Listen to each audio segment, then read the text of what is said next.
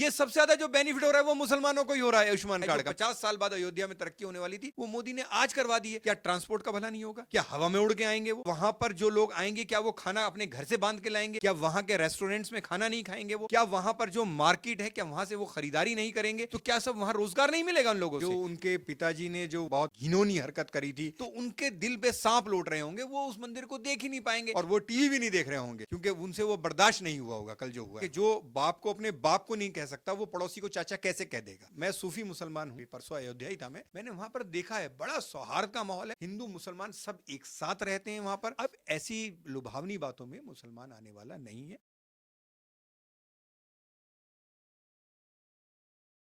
नमस्कार, मैं आयुष शर्मा और आप देख रहे हैं ओ न्यूज हिंदी। 22 जनवरी को अयोध्या में श्री रामलला की प्राण प्रतिष्ठा के बाद देश भर में खुशी की लहर देखने को मिली है। लोगों में उत्साह है और उमंग है। पर राजनीति जो मंदिर में प्राण प्रतिष्ठा से पहले हो रही थी, मंदिर बनने के बाद भी और प्राण प्रतिष्ठा होने के बाद भी राजनीति उसी तरीके से कायम है। आरोप और प्रत्यारोप दोनों तरफ से लगाए जा रहे हैं। इस पूरे मुद्दे पर बात करने के लिए हमारे साथ कमाल बाबर खान जी मौजूद है। सर, बहुत बहुत स्वागत है आपका ओ न्यूज हिंदी पर।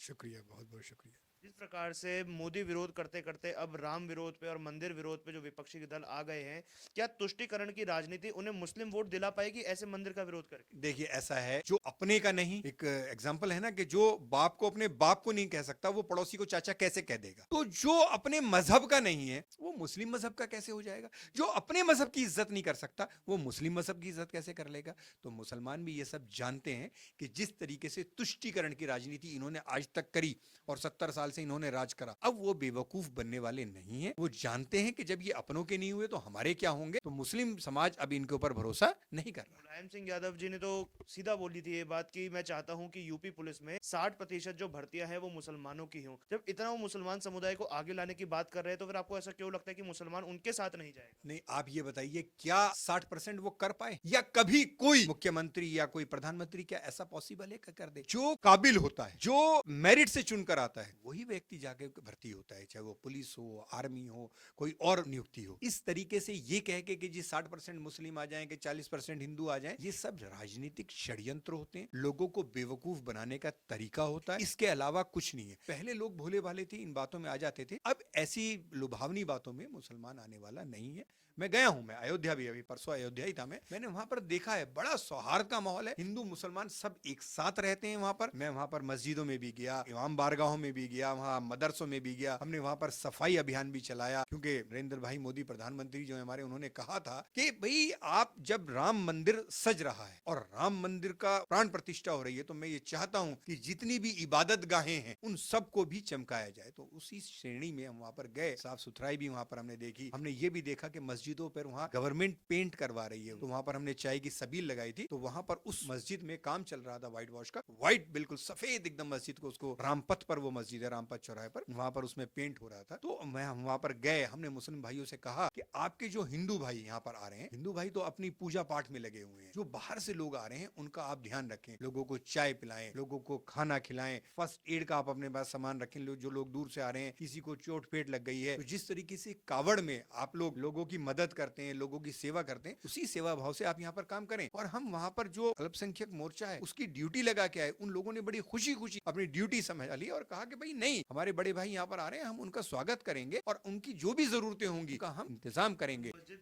के लोगों से जिनसे आपने ये बात कही, क्या उन्होंने आपकी बात मानी, खुले दिल से बात की? हाँ बिल्कुल खुले दिल से मानी, बल्कि वहां पर लोगों ने, जो बाहर के लोग आ रहे थे, उनको कंबल भी बांटे कि भाई यहाँ बड़ी ठंड बात है। कह रहे हैं आप, क्योंकि आपकी इन बात से उन लोगों को मिर्ची लगने वाली है जो हिंदू और मुसलमान को बांटने का काम कर रहे नहीं हैं। नहीं भाई, मैं परसों वहां ग्राउंड रियलिटी देख के आया हूं, मैं वहां गया हूं, तो वहां पर सब बड़े खुले दिल से स्वागत कर रहे थे और वो ये कह रहे थे कि जो डेवलपमेंट आगे 50 साल बाद होता अयोध्या का, और पता नहीं होता या ना होता, वो डेवलपमेंट आज अयोध्या में हो रहा है। तो भाई हमें तो बढ़िया सड़कें मिल रही हैं, हमें बढ़िया स्मोक फ्री बसेस यहाँ पर मिल रही हैं, हमें यहाँ पर टूरिज्म की इंडस्ट्री डेवलप हो रही है, उससे हम ही लोगों को तो फायदा होगा। जो लोग बाहर से यहाँ पर आएंगे, राम मंदिर देखने आएंगे, तो वो हमारी मार्केट में भी आएंगे, वो यहाँ खरीदारी भी करेंगे, वो लोग यहाँ पर होटल्स में ठहरेंगे भी। तो ये सब हमारा जो बिजनेस बढ़ाया, जो 50 साल बाद अयोध्या में तरक्की होने वाली थी, वो मोदी ने आज करवा दी है। तो वो मोदी जी से बहुत खुश थे। वो कह रहे थे ऐसा ही प्रधानमंत्री होना चाहिए जो स्थान को डेवलप करे, एरिया को डेवलप करे। पक्ष तो कह रहे हैं कि कोई रोजगार नहीं मिलेगा मंदिर से, किसका भला हो जाएगा, किसको मंदिर से रोटी किसका भला? एक बात सुनिए, जो मंदिर में वहां पर लोग आएंगे, क्या ट्रांसपोर्ट का भला नहीं होगा? क्या हवा में उड़ के आएंगे वो? क्या वहां पर जो लोग आएंगे, क्या वो खाना अपने घर से बांध के लाएंगे? क्या वहां के रेस्टोरेंट्स में खाना नहीं खाएंगे वो? क्या वहां पर जो मार्केट है, क्या वहां से वो खरीदारी नहीं करेंगे? तो क्या सब वहां रोजगार नहीं मिलेगा उन लोगों से जो बाहर से? ताजमहल आप देखते हैं, ताजमहल देखने के लिए दुनिया के सभी लोग आते हैं, और ये तो आगरा से बड़ा टूरिस्ट स्पॉट बन जाएगा, क्योंकि राम मंदिर जो 500 साल से एक चीज रुकी हुई थी, जब वो अब शुरू हुई है, वहां प्राण प्रतिष्ठा हुई है, तो वहां पर लोग इतने ज्यादा आतुर हैं देखने के लिए। आज आप देखिए न्यूज चैनल्स में सब पे वहां के जो पुलिस अधीक्षक हैं, उन्होंने ये कहा कि भाई थोड़े थोड़े लोग आए, एकदम आप भीड़ ना लगाएं, नहीं तो यहाँ पर हम अभी संभाल नहीं पाएंगे उन लोगों को। तो इस तरह से इंडस्ट्री डेवलप हो रही है और बहुत लोग खुश हैं। वो ये कह रहे हैं जो हमारी जमीनों के 50 साल बाद जो रेट होने वाले थे, वो रेट आज हमारे हो गए। वो लोग अपनी जमीनें बेचने को तैयार नहीं है कि आगे रेट और ज्यादा बढ़ेंगे। मैं तो सब ये देख के आया हूँ, वो चीज आपको बता रहे हैं भाई। मुस्लिम समुदाय में इस पूरी जो प्रकरण है, इसको लेकर क्या विचार है, क्या भाव है? देखिए साहब, मुस्लिम समुदाय में मैं जहाँ जहाँ जाता हूँ, मैंने सब जगह लोगों से बात करी, देखा, उनको ऑब्जर्व करा। मैंने ये देखा कि सब लोग बहुत खुश हैं और बहुत सुकून से हैं। अभी एक सर्वे भी आया तो उसमें भी उन्होंने बताया कि लगभग 90% मुस्लिम जो हैं वो बहुत खुश हैं। देखिए, हमारे जो हिंदुस्तान में हम यहाँ पर रहते हैं, जो मेजोरिटी है, हिंदू धर्म की मेजोरिटी है, वो हमारे बड़े भाई की तरह से है। अगर उनके कोई आराध्य है, जिनका मंदिर बना है और उसमें उनकी प्राण प्रतिष्ठा हो रही है, उनको अपना घर मिला है, जो आज तक वो त्रिपाल में थे, आज तक उनको घर नहीं मिल पाया था, तो अगर 500 वर्ष बाद उनको उनका घर मिला है, तो उसमें मुस्लिम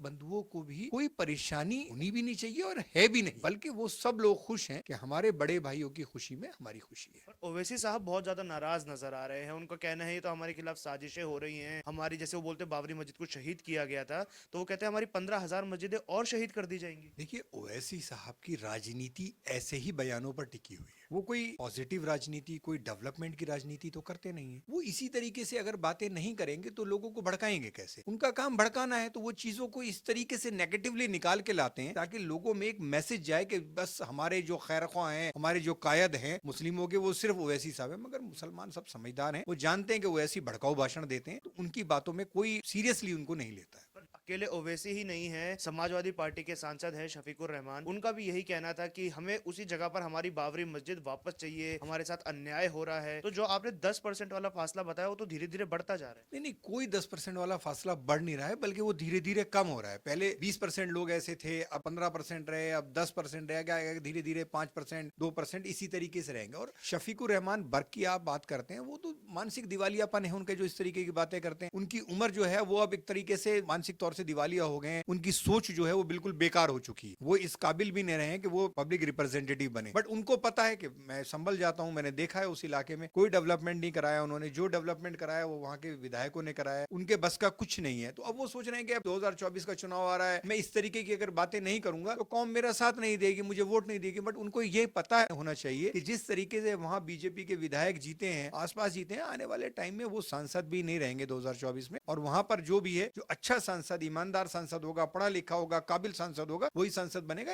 ऐसे मानसिक दिवालिये लोगों को वहां की जनता नहीं चुनेगी अपने लिए। अखिलेश यादव भी हैं, उनकी पार्टी के राष्ट्रीय अध्यक्ष हैं अखिलेश यादव जी। उन्होंने कहा है कि 22 तारीख को हम नहीं जाएंगे प्राण प्रतिष्ठा में, और गए भी नहीं। कल प्राण प्रतिष्ठा हुई थी 22 तारीख को, उसके बाद हम जाएंगे। भाई, उनको तो वो चीज याद आ रही होगी ना, जो उनके पिताजी ने जो वहां एक तरीके से बहुत घिनौनी हरकत करी थी कि कार सेवक आए, उनके ऊपर गोलियां चलवाई। तो वो किस मुंह से जाते? भाई, जिस चीज को उनके पिताजी रोक रहे थे, उनकी पार्टी रोक रही थी, आज वही चीज एकदम अपने उरूज पे आई, उसका प्राण प्रतिष्ठा हो रहा है, वो मंदिर सजा है, तो उनके दिल पे सांप लौट रहे होंगे, वो उस मंदिर को देख ही नहीं पाएंगे। इस वजह से उन्होंने कहा कि टाल दिया कि भाई हम बाद में जाएंगे, अभी हम नहीं जाएंगे। नहीं तो जाने में तो अभी भी कोई प्रॉब्लम नहीं थी। जब कहीं किसी का घर का उद्घाटन होता है, किसी की दुकान का उद्घाटन होता है, तो उस दिन ज्यादा लोग पहुंचते हैं। और अगर वो बाद में जाना चाहेंगे तो बाद में तो उन्हें पता है ना कि जो मेरे जो तासुरात उस टाइम होंगे वो कैमरों में इतने नहीं आएंगे जितने के कल उनके तासुरात चेक करते लोग वहां पर। और कहीं उनको डर होगा कि कहीं वो चीज जो उनके बाप ने करा था वो चीज निकल के ना आ जाए मेरे लिए भी। तो भाई, मुलायम सिंह के बेटे ही हैं वो भी, तो कहीं ना कहीं कुछ ना कुछ जो मुलायम सिंह के दिल में था वो उनके भी दिलों में होगा। तो अब इस वजह से वो नहीं गए कि उनके दिल पे सांप लौट रहे होंगे, घर में लेटे हुए होंगे वो अपने घर में, और वो टीवी भी नहीं देख रहे होंगे क्योंकि उनसे वो बर्दाश्त नहीं हुआ होगा कल जो हुआ है। अखिलेश यादव नहीं, अगर हम देखें तो इंडी गठबंधन के जो और भी घटक दल हैं, कांग्रेस हो गई, कांग्रेस ने साफ तौर पे मना कर दिया कि हम नहीं जाएंगे। जो मंदिर बन रहा है ये बीजेपी और आरएसएस का एक राजनीतिक इवेंट है, एक धार्मिक इवेंट नहीं है। प्रभु राम सभी 140 करोड़ हिंदुस्तानियों के आराध्य हैं, और और हिंदू धर्म से अगर ये लोग अपना किनारा करते हैं तो मैं कह नहीं सकता। और मैं आपको एक चीज और बता दूं, देखिए मैं आपकी बात को थोड़ा सा दूसरी तरीके से मैं आपको जवाब देता हूं। मैं सूफी मुसलमान हूं। हम ये मानते हैं कि जिस भी सूफी के दरबार में, जिस दरगाह में, जो जिनका वो वहां पर आस्थाना है, जब तक वो नहीं बुलाते तब तक कोई श्रद्धालु वहां जा नहीं सकता। तो इसी तरीके से प्रभु श्री राम का जो मंदिर है वो भी उनका आस्थाना है, उनका मंदिर है। वो जब तक वो नहीं चाहेंगे, जिसको वो नहीं चाहेंगे, वो उनके मंदिर में नहीं जा सकता। तो उन्होंने उन लोगों की बुद्धि इस तरीके की बना दी है कि भाई वो अब वहां पर जाने का, जबकि उनको न्योता भी मिल रहा है, मगर फिर भी वो जाने के लिए वहां तैयार नहीं है। तो वो प्रभु श्री राम नहीं चाह रहे हैं उनको बुलाना। ऐसा नहीं है कि वो नहीं जाना चाह रहे, वो प्रभु ही उनको नहीं बुलाना चाह रहे, ताकि उनकी बुद्धि उसी ऐसे उन्होंने घुमा दी।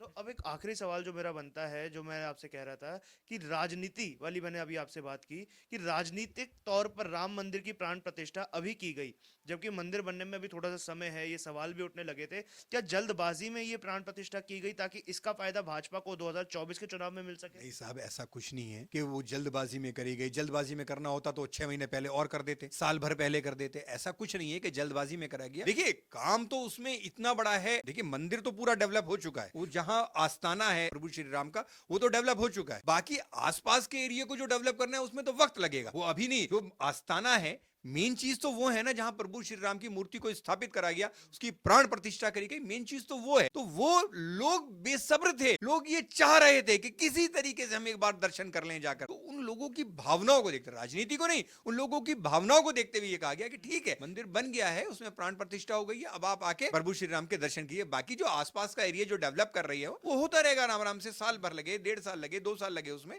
मगर जो एक्चुअल मंदिर है वो डेवलप हो चुका है। भाजपा को फायदा तो मिलेगा इस चीज का 2024 में? देखिए साहब, ये लोगों की आस्था है। कल मैं एक शोभा यात्रा में शामिल था, तो मैं उसमें जो लोगों का जोश देख रहा था, उसमें भाजपा नहीं, अगर कोई और पार्टी भी राम मंदिर बनाती, इस तरीके का मॉडल डेवलप करती और ऐसे प्राण प्रतिष्ठा करती, तो उस पार्टी को भी वो फायदा होता। भाई काम किसने करा? लोग तो ये देख रहे हैं ना कि मोदी जी के राज में, जब मोदी जी प्रधानमंत्री हैं उस टाइम ये हुआ है। तो ऑब्वियसली बात है कि लोगों के दिल में मोदी जी की इज्जत जो है वो बढ़ी है। अब वो राजनीतिक, मैं नहीं कह सकता कि राजनीतिक होगा नहीं होगा, मगर कोई भी पार्टी, कोई भी प्रधानमंत्री अपने कार्यकाल में अगर ये काम करवाता है तो वो उसका नाम सुनहरे अक्षरों में लिखा जाता, जो मोदी जी का लिखा जा चुका है। आगे आने वाला जो वक्त होगा उसमें आप देखना मोदी जी के नाम इतिहास में सुनहरे अक्षरों में लिखा जाएगा कि जो काम 500 साल से कोई नहीं कर पाया था वो काम नरेंद्र भाई मोदी ने किया है। क्या मुस्लिम वोट्स बढ़ेंगे अयोध्या प्रकरण के बाद या कम होंगे भाजपा के लिए? नहीं नहीं नहीं, मुस्लिम वोट अयोध्या से आप ना जोड़ के चलें, बल्कि डेवलपमेंट पर बढ़ेंगे। मैं जाता हूं जब लोगों के पास, तो लोग ये कहते हैं मुस्लिम वहां पर